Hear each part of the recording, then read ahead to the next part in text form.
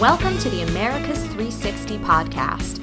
Get the inside scoop and the outside perspective on the latest developments from Canada, Latin America, and everywhere in between.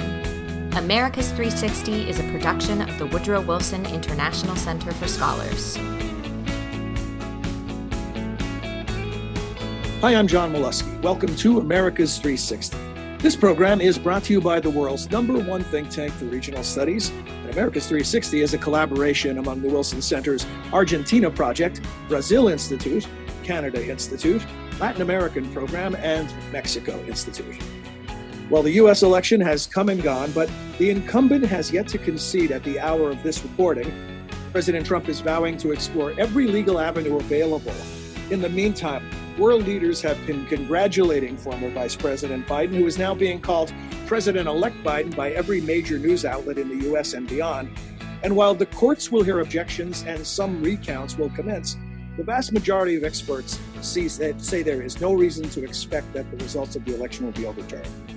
Well, with all of that in mind, in this special edition of America's 360, we take a closer look at perceptions of the election across the Americas. What are other countries and their leaders saying? What implications, if any, are there for the U.S.'s image in the region? Our roundtable will discuss those questions and more. So let's first welcome back our regulars. Argentina Project Director Benjamin Gadan. Hey, how are you, John? Doing well, Benjamin. Brazil Institute Director Ricardo Zuniga. Hey, John. Hey, Ricardo. Also joining us, Canada Institute Director Chris Sands. Hi, John. Hey, Chris. Latin American Program Director Cindy Arnson. Greetings, John. Hi, Cindy. Welcome back.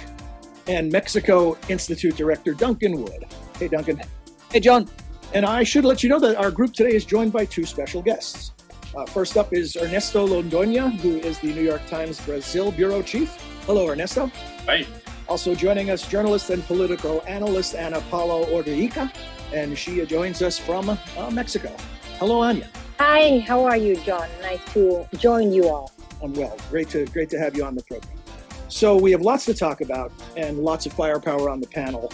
So to get things started, we're going to hand it off to Ricardo Zuniga. And Ricardo, take it away. Thanks very much, John. So thank you, Ernesto. Thank you, Ana, for joining us this afternoon. Ana, I'm going to start with you. Obviously, Mexico, as the largest trading partner of the United States and neighbor with such a close relationship, this election is important in Mexico. I wonder if you could share some of your impressions of how the election in the United States is viewed from a Mexican perspective, including with respect to the answer or non-answer from President López Obrador regarding the election. Well, for us in Mexico, U.S. elections are a very big deal since we have a joint border. And we have so many topics that affect both countries that, for example, the network I work for, Televisa, has been not doing many journalistic endeavors for the past year, COVID and all the troubles that media is going through. But for the U.S. elections, they decided to do a really big thing that has had some of us journalists go abroad. I have been to Florida and now I'm in Georgia covering the election, but I have other of my fellow journalist friends that are in Delaware, others are in Nevada, in Arizona, Washington, everywhere. So it's such a big investment that the company has done that I just want to portray how important the U.S. election is for Mexican audiences, and something that probably should have ended being interesting if it were any other country on the day after the election. In this time, for Mexican audiences, the U.S. election continues to be really important. And because of that, I feel that we have something very strange going on this time, and that is what the Mexican president wants is not exactly aligned with what is best for the country.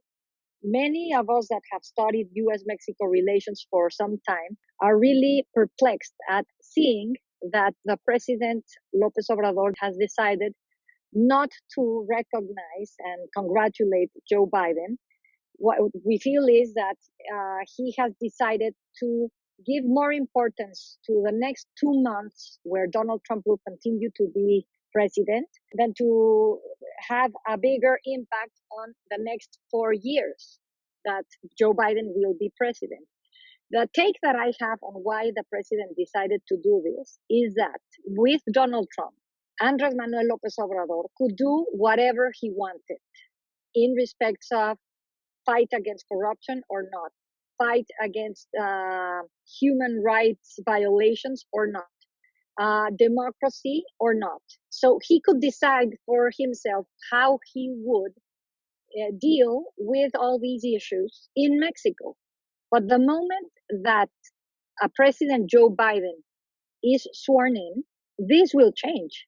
I think the US will expect more accountability, as has been in the past, in drug trafficking and drug related policies from Mexico, for example.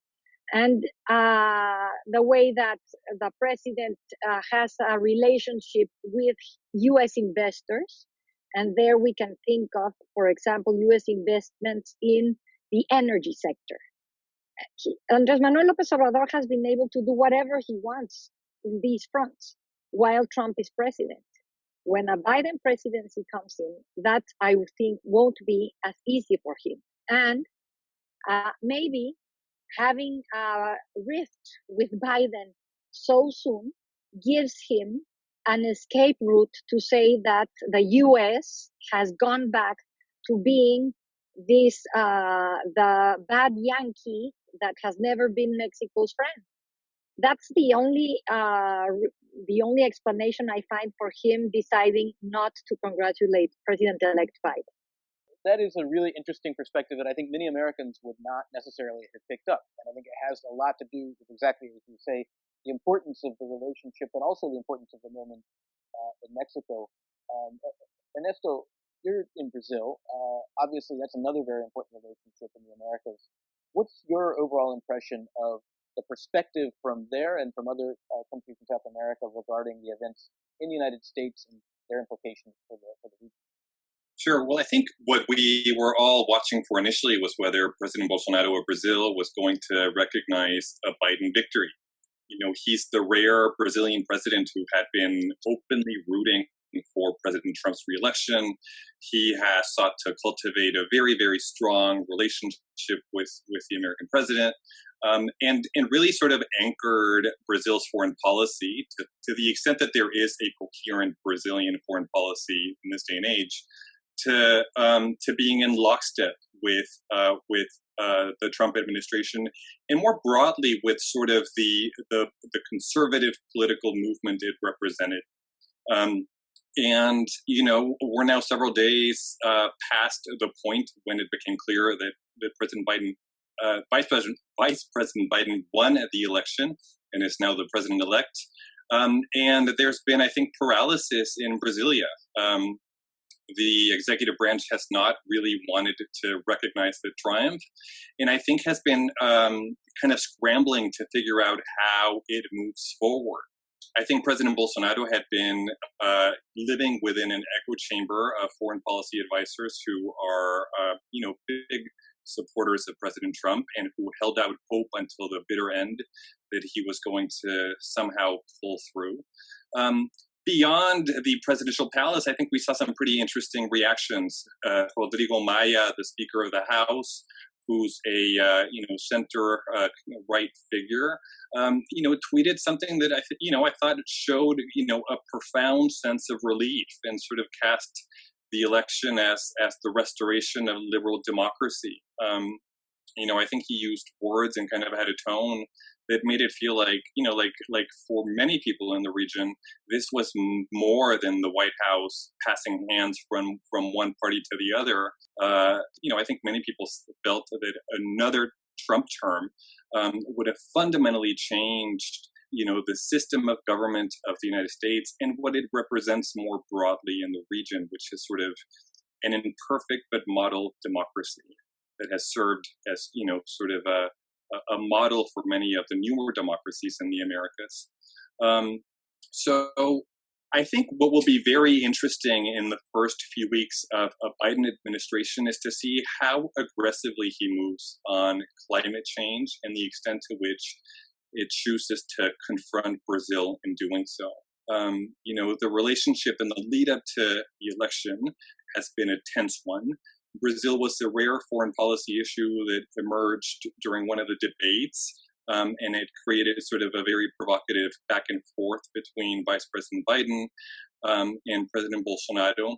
And I think now we wait to see whether the two administrations are able to recalibrate, find areas of sort of common interest and mutual understanding, and see if they can somehow, see eye to eye on the climate front and sort of salvage what remains in what is a robust but still somewhat anemic bilateral agenda.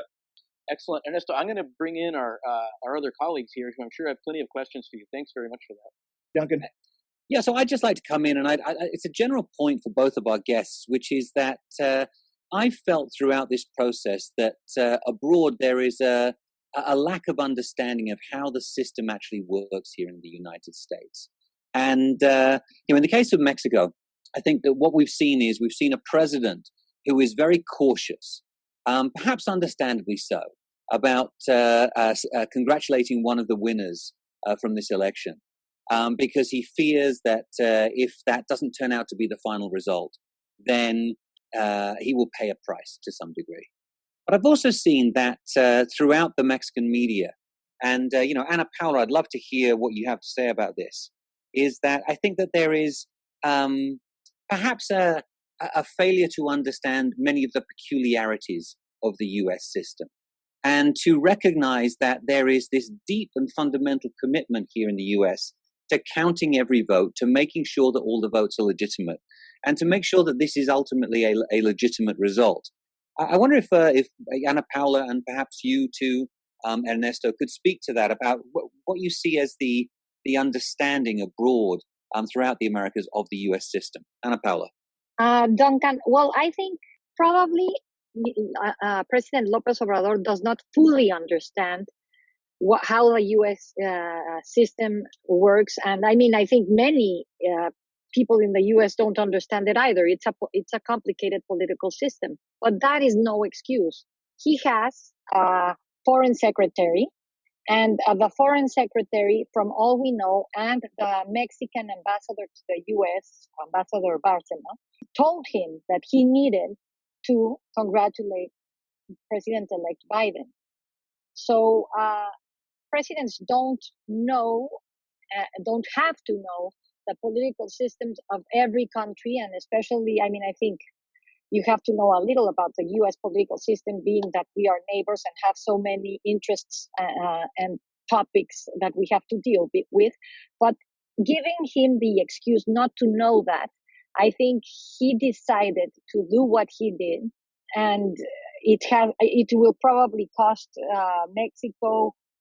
In the beginning, when Biden assumes presidency, it will be not the very smooth entrance from one administration to the other that one would have expected. And I think we already had something that was a precedent that was not very positive, and that was that AMLO had gone to visit Trump during the electoral process last July. So I think it's in football you would call it unnecessary roughness. Benjamin?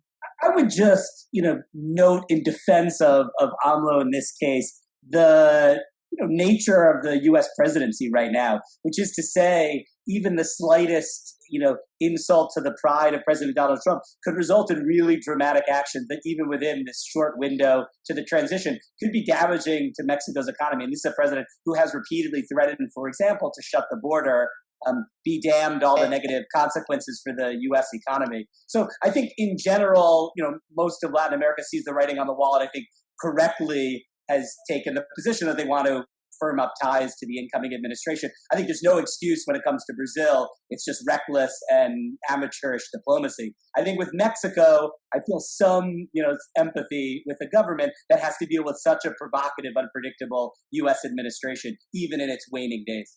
Cindy. What's really been impressive to me is the keen level of interest throughout the region, if not through the entire world, about what's going on in the United States. And I think also impressive is the degree of very detailed knowledge about how the U.S. political system works. I think a lot of people in Latin America, just colleagues and observers of political processes, are a bit astounded that we have a system in which the winner of the popular vote is not the winner of the presidency. So this institution that we have called the Electoral College, I think, has a lot of people really puzzled as to the way democracy functions. But I also am impressed by the number of Latin American democracies who came out immediately and warmly embraced Joe Biden and Kamala Harris and expressed their keen interest in working with the United States in the next 4 years. And these are from conservative presidents as well. It's not sort of a conservative liberal thing. You have President Piñera in Chile, a center-right president, immediately coming out and not looking over his shoulder, wondering if he's going to offend President Trump. So the region has been very quick, with these two very notable exceptions from the two largest countries, has been very quick to step forward and say, bravo, and we want to develop a close working relationship.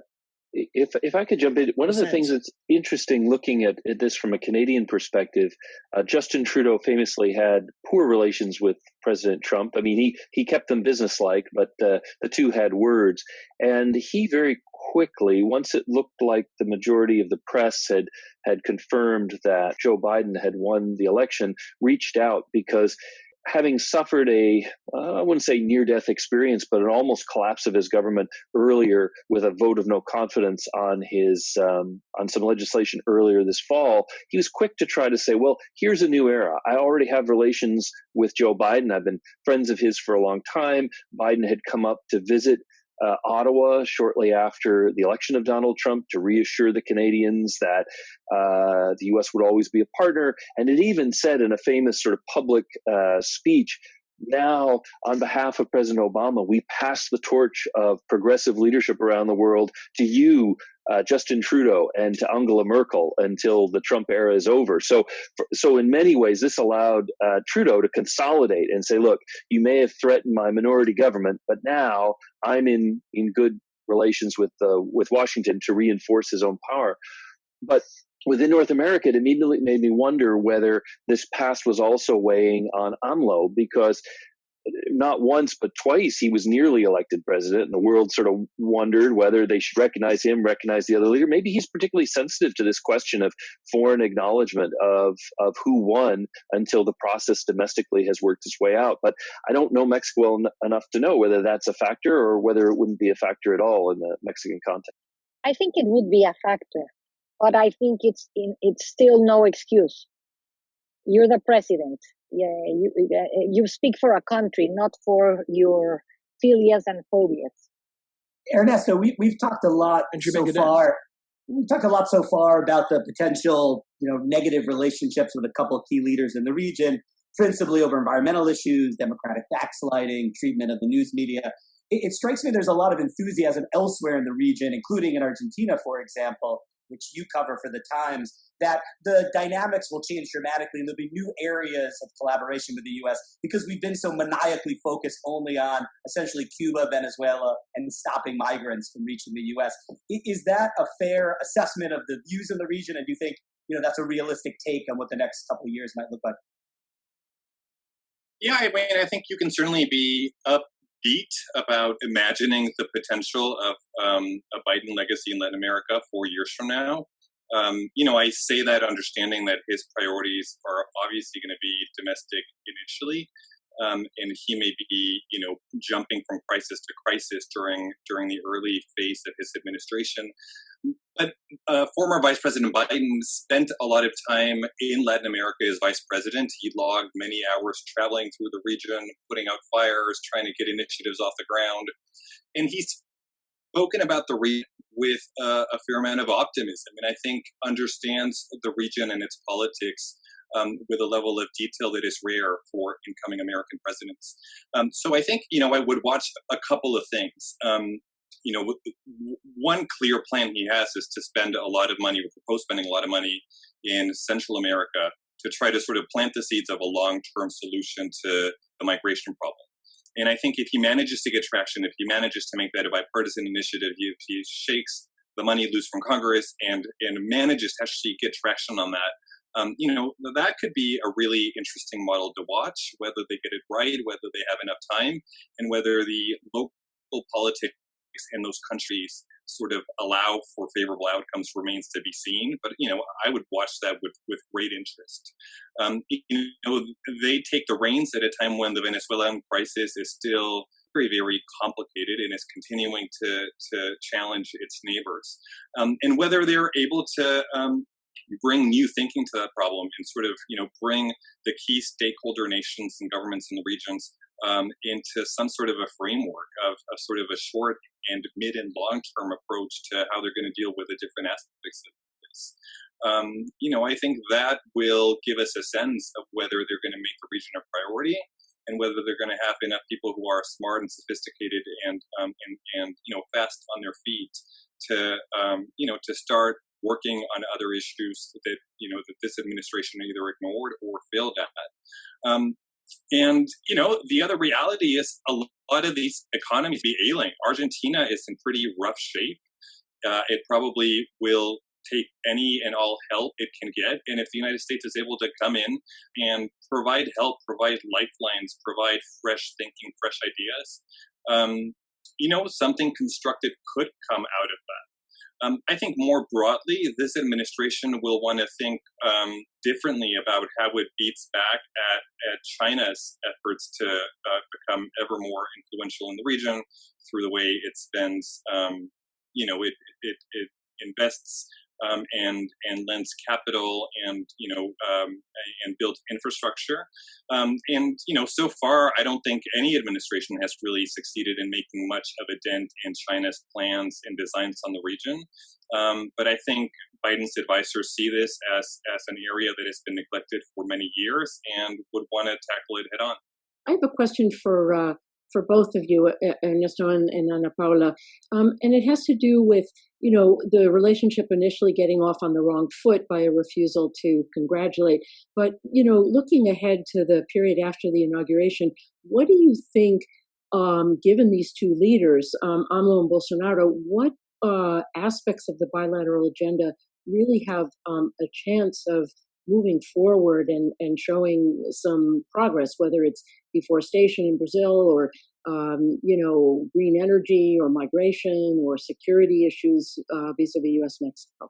Well, I think trade would be the obvious first point where I could find convergence between AMLO's agenda and Biden's agenda, because AMLO has been talking about the importance of U.S.-Mexico trade, and he tried to get NAFTA passed through Congress, the USMCA and the TEMEC, as we know it in Mexico.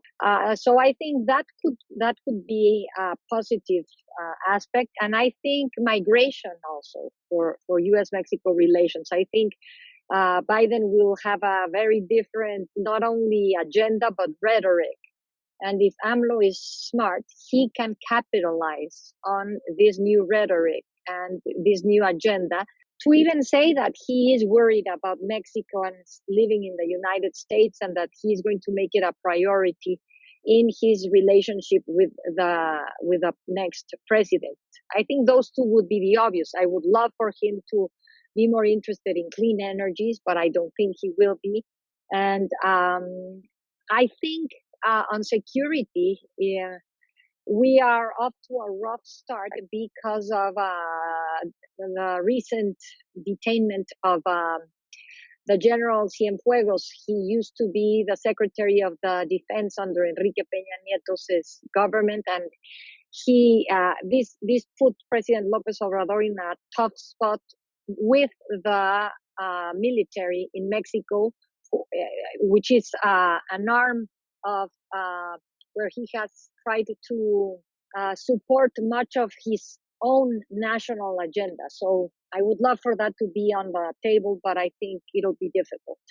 Cindy, on Brazil, I wouldn't hold my breath waiting for Bolsonaro to sort of lick his wounds and decide he's going to have a really good, constructive relationship with the Biden administration. But I think with Brazil, the relationship is so broad and is sort of rooted in mutual business interests that there may be plenty of room to sort of plant seeds of goodwill and cooperation that expand trade, create jobs, look at areas where there's synergy on technology. I think on the Chinese issue, the United States and China are both vying very aggressively to see who is going to build Brazil's 5G infrastructure. And I would expect that under a Biden administration, Washington will continue to press Brazil very strongly to steer clear from China.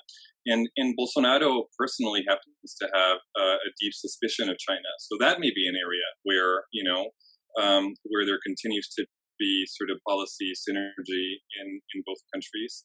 And on the climate front, I do expect turbulence, but I think there's enough interest now among other political factions in Brazil, but especially in the private sector, to sort of start changing Brazil's brand under Bolsonaro as a climate pariah. That there may be, a willingness on behalf of either local governments or the private sector to welcome, American-led or efforts to fund conservation and to sort of try to steer Brazil away from its current course, which has been so destructive for the Amazon.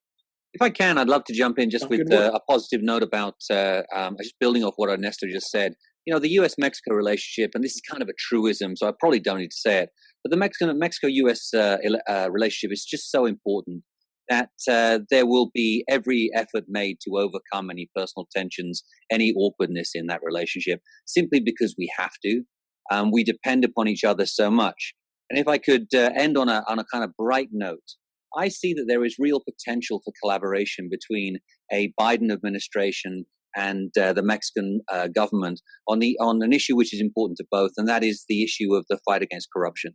That's something that the Biden campaign identified. It's something that we know matters a great deal to Mexican President López Obrador, and I'd love to see that coming onto the bilateral agenda in a serious way.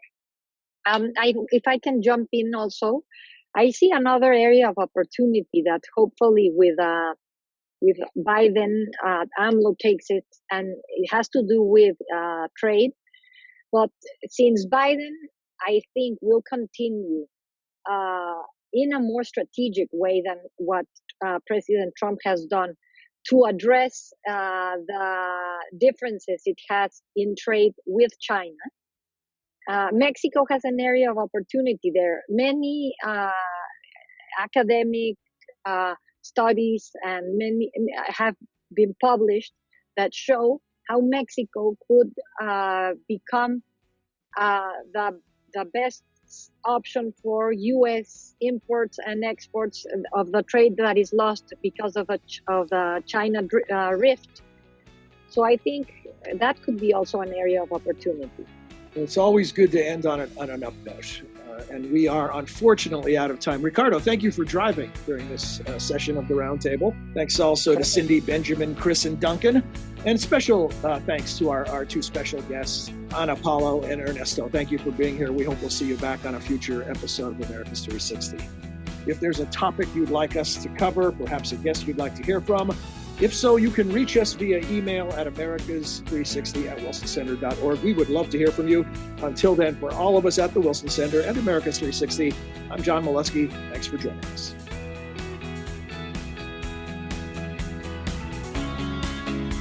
You have been listening to Americas 360, a podcast about the innumerable ties among the nations of the Western Hemisphere.